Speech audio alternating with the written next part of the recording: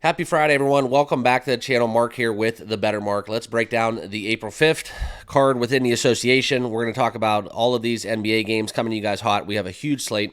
Let's recap yesterday's picks as well, and I'll give you guys 5 best bets on this Friday as we look to tip into the weekend and talk about the Final Four in a later video that I'll have here on the channel. Very excited about those games, and let's get down into it, okay? And if you have not yet done so, make sure you guys all subscribe down below. Smash that like button, and please let me know your picks down below in the comments, and let's get down into it, okay? And this is what we're looking at.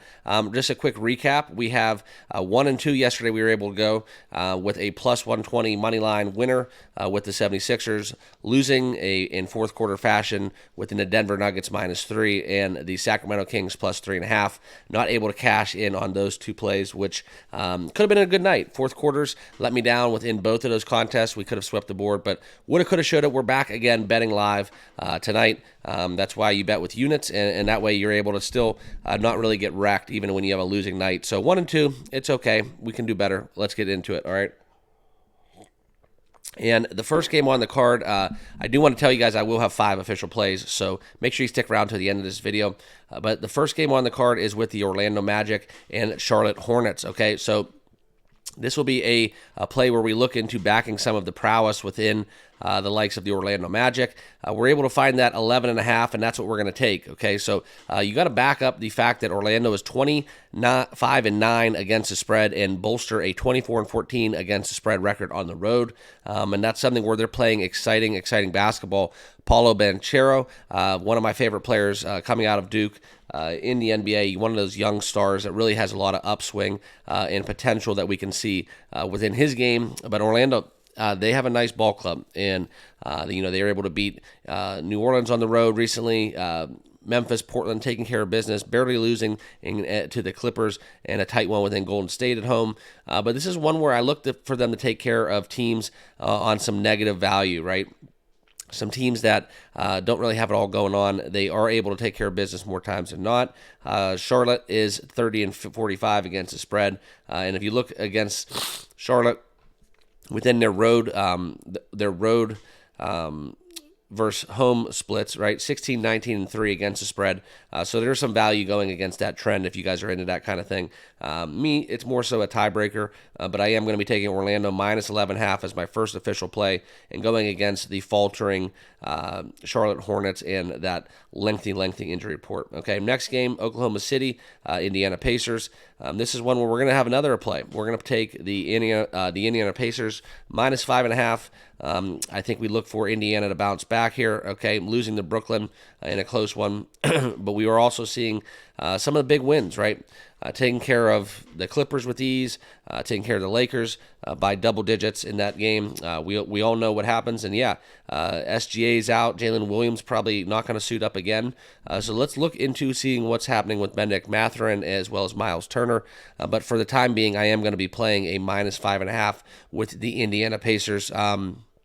Something where I do like this number a lot. We're seeing it creep up from 4.5 up to 5.5, and I have no problem still taking it with some 5.5. So that is definitely going to be one of my dance partners tonight on the card. Okay, next we're going to go out to Portland, Washington. This is one where we look at two horrible teams, right? Collectively, these ball clubs are 117 losses and 35 wins on the season. That's really not going to get it done, and this game is something that I'm going to stay away from with a 10-foot pole. The injury report goes about 2 pages long, so hopefully you guys have a little bit of time to read that if you're looking into betting it. But don't foresee a lot of points being played. These teams are basically starting to give up. Washington puts up some numbers. Portland does to an extent, but a lot of their games have been trending towards them not reaching that 100-point threshold. So I am going to fade both of these teams here in this spot. If you guys are into some props, God bless you. I just can't really figure out some of these times when these horrible teams are tipping off against each other. So I'm not going to look for this one. There's a lot of better plays out there in the market. So no lean or any indication in this game as well. So we're just going to be a total fade of the Portland-Washington Wizards game. But the next one is Sacramento playing Boston, okay? Sacramento playing Boston. I do want to tell you guys that within this contest, this is something where you look at the likes of Boston is really really dotting that I and letting everybody know that they are the best team in the East, and that there's a reason why they are the clear-cut favorites to win the NBA title. Okay, so I would love to see, personally, a Denver-Boston finals matchup. I'm a little bit of a closet Jokic fan, so that's something where, from a rooting perspective, and me just basically not liking Boston, growing up a Cavs fan, you can't really do that. It's kind of a difficult narrative with LeBron and all that in the precipice of his heyday. But that's something for another day. We're going to be talking the Celtics minus 9.5. That's what we can find out in the market. If you like it, go for it, right? That's something where I'm not going to blame anybody. Boston's kind of in that UConn mentality. If they can win by 10 points in any given day, especially at home, Sacramento off of a back-to-back, it's something where, I would not blame anybody for taking Boston minus 9.5. I'm just not going to lay it. I do like a couple props in that game, but I have 5 bets that I like more so than any of these, so that's what we're going to be leaning towards. But I would lean towards taking that Boston, like I said, just because they've covered their last 8 games, 7-1 against the spread, and we're talking about double digits within those games. So I'm not scared to take it, but I'm not going to lay it. All right, so this is something, and then we're going to pass on that contest. Next game up is the Bulls-Knicks. This will be my third official play, where we're going to be taking the under 212 in this contest. Look at these teams, and you can see why. Okay, so Knicks off a back-to-back. Jalen Brunson, outstanding performance last night, able to get it done against Sacramento, basically ripping up my ticket in that contest. So I'll tip my cap to Jalen.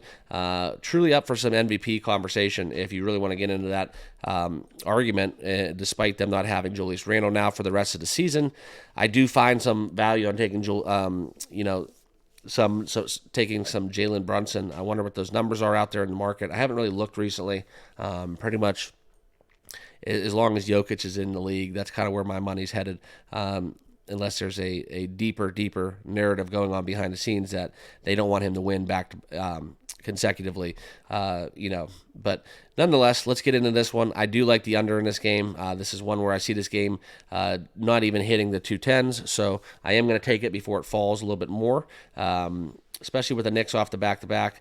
We can look into some of the betting trends with that. You can see in the second game of back-to-back, the Knicks are 4-7, 36% to the over, and after the day off, we can see some trends that the Bulls have, but that's about 50-50, so we're not going to look into that. I just truly like the fact that this is basically a coin flip within this over-under, but I do see some value on the left side of 50%, about 36% with the Knicks on the second game of back-to-back. So I would lean towards taking the Bulls, and I would also lock in that official play under 212 in the Bulls-Knicks. Okay. Next one, Miami Heat and the Houston Rockets. This is one where the Heat played off a back-to-back, so did the Rockets. Both teams losing. This is one where I wish I would have backed the Golden State Warriors, like some of you guys said yesterday, with them winning 133-110.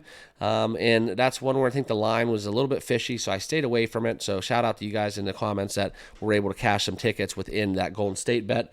Just wasn't for me. Okay, so this one smells as well. I don't understand why Houston gets all this love as a 500 team. We're looking right now, and the best number out there is -2 for Miami, and Houston is +3. It's just kind of unfathomable how they're matching these teams up against Houston. I understand that Houston went on a little bit of a run here, but that run, they've dropped 3 straight, granted, albeit to better teams. And this is one where I kind of see the same sentiment going, right? We look at some of the injuries within the Heat. Tyler Herro, questionable. Josh Richardson's out. Miami's they've been reeling a little bit as well, right? They just lost to Philly by 4 at home, beating the Knicks, though, beating Washington, beating Portland, and getting blown out by Golden State. So I'm going to stay away from this game, right? It's something where it smells.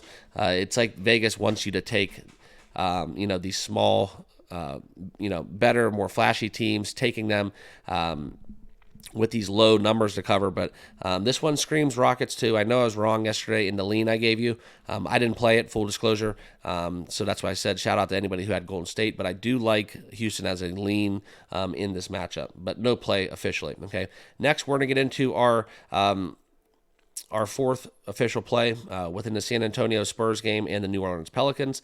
And this is one where I fully expect the Pelicans possibly to blow them out. We've seen this, but San Antonio is one of those hot and cold teams, man.